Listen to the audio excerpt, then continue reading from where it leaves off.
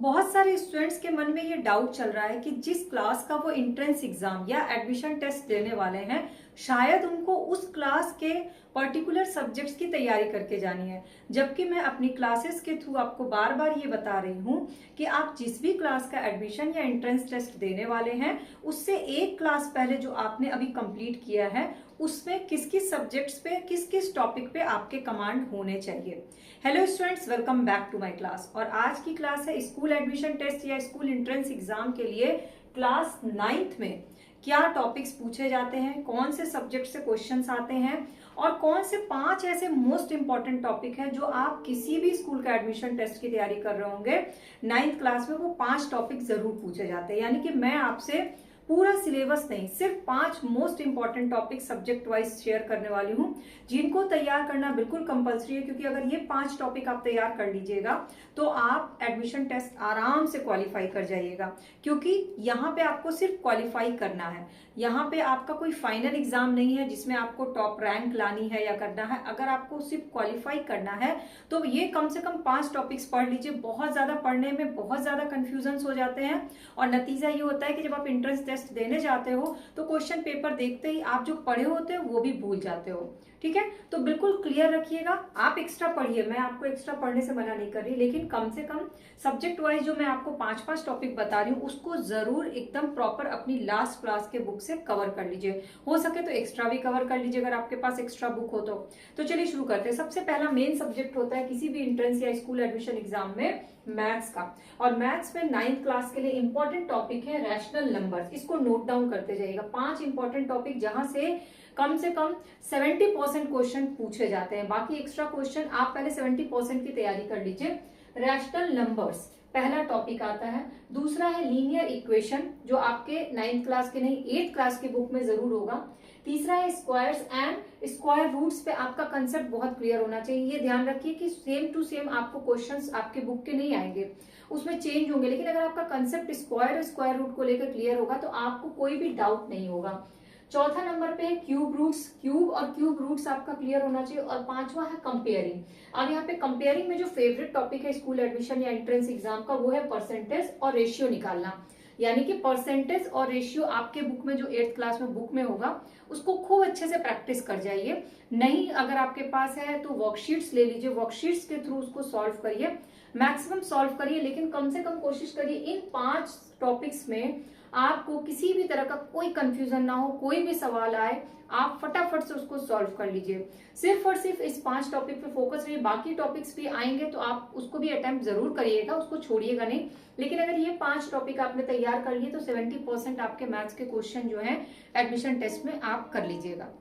अब अगर आपने इसको नोट डाउन कर लिया, मैं फिर से बता देती हूँ। Rational number, linear equation, square and square root, cube and cube roots, comparing में परसेंटेज एंड रेशियो। अब सेकंड सब्जेक्ट जो आता है वो होता है इंग्लिश। इंग्लिश क्या है? इंग्लिश में मैंने पहले भी क्लासेस में आपको बताया कि इंग्लिश में लिटरेचर से क्वेश्चंस नहीं पूछे जाते हैं। क्यों? क्योंकि लिटरेचर हर स्कूल का, हर बोर्ड का, हर अलग अलग सबका लिटरेचर की बुक्स होती हैं, अलग अलग स्टोरीज होती हैं, पोइट्रीज होती हैं। इसीलिए एंट्रेंस एग्जाम या एडमिशन टेस्ट चाहे वो किसी भी क्लास का 1 से लेकर 10th तक का, वो हमेशा ग्रामर पे फोकस होता है कि आपका ग्रामर पे कितना अच्छा कमांड है। और ग्रामर पे सबसे अच्छा कमांड किस पे दिखता है? Unseen passage. अभी जो अनसीन पैसेज है इसका हर क्लास में लेवल चेंज होता जाता है। ये 10th में भी पूछे जाते हैं, 5th में भी पूछे जाते हैं। तो आपको 8th क्लास में जो आपने अनसीन पैसेजेस किए हैं आप अपनी ग्रामर बुक में देखिए, उस अकॉर्डिंग आपको अनसीन पैसेज की तैयारी करनी। अब यहाँ तैयारी में मैटर क्या करता है? बहुत सारे बच्चे बोलते हैं मुझे तो अनसीन पैसेज बहुत अच्छे से आता है, मैं क्वेश्चन सॉल्व कर लेता हूँ। लेकिन यहाँ पे मैटर ये नहीं करता आप क्वेश्चन सॉल्व कर पाते भी नहीं, मैटर ये करता है कि आप कितने समय में कर रहे हैं। क्योंकि कई बार क्या होता है अनसीन पैसेज को पढ़ने में ही बहुत टाइम लग जाता है। जैसे एग्जामिनेशन हॉल में आप देखते हैं कि अनसीन पैसेज काफी लेंथी आया है तो आप उसको मतलब तेजी से पढ़ लेते हो और इसके चक्कर क्वेश्चंस गलत हो जाते हैं, या फिर बहुत आराम से पढ़ते हैं तो क्वेश्चंस छूट जाते हैं। तो बेसिकली प्रैक्टिस से क्या होगा, आपकी स्पीड बढ़ जाएगी और आपको कुछ ट्रिक्स पता चल जाएगी अनसीन पैसेज को सॉल्व करने की। अगर आपको वो ट्रिक्स नहीं पता होगी तो नीचे कमेंट सेक्शन में मुझे बताइएगा, मैं आपसे अनसीन पैसेज को सॉल्व करने की जो 5 ट्रिक है वो आपसे शेयर कर लूंगी। दूसरा है टेंसेस, जो कि हर क्लास में पूछा जाता है। लेकिन जिस भी क्लास में आप पढ़ रहे हैं उस क्लास में जिस लेवल तक का टेंसेस पढ़ाया गया उस लेवल तक का टेंसेस पे वर्कशीट मैक्सिमम सॉल्व कर लीजिए। तीसरा है प्रीपोजिशन और कंजंक्शन। तो प्रीपोजिशन और कंजंक्शन तो बच्चे बचपन से पढ़ते हैं, इन और ऑन हम तो छोटे बच्चों को भी पढ़ाते हैं, ऑन है, इन है। तो प्रीपोजिशन भी ये तो बहुत कॉमन टॉपिक है। तो बेसिकली आपने 8th क्लास में प्रीपोजिशन जिस लेवल का पढ़ा है, जिस जो अंडरस्टैंडिंग हुई है, उस लेवल के क्वेश्चन वर्कशीट फॉर्म में पूछे हुए जाएंगे और आपको ऑनलाइन भी वर्कशीट्स मिल जाएगी। कंजंक्शन भी सेम वही चीज है, लेकिन प्रीपोजिशन और कंजंक्शन से क्वेश्चन जरूर पूछे जाते हैं। 4th नंबर पे है एडजेक्टिव और एडवर्ब। इस पे अपना कंसेप्ट बहुत क्लियर रखिएगा, क्योंकि एडजेक्टिव में टाइप्स ऑफ एडजेक्टिव और एडवर्ब में टाइप्स ऑफ एडवर्ब है, जैसे कि फ्रीक्वेंसी, और इसके बाद आता है आपका एडवर्ब ऑफ टाइम। तो जो एडवर्ब के टाइप्स होते हैं ना, उस पे आपका कंसेप्ट क्लियर है। Adverb of degree, adverb of place, तो ये आपके क्लास में लास्ट क्लास में जो टाइप्स बताए गए हैं उस पे आप अच्छे से कंसेप्ट क्लियर कर लीजिएगा।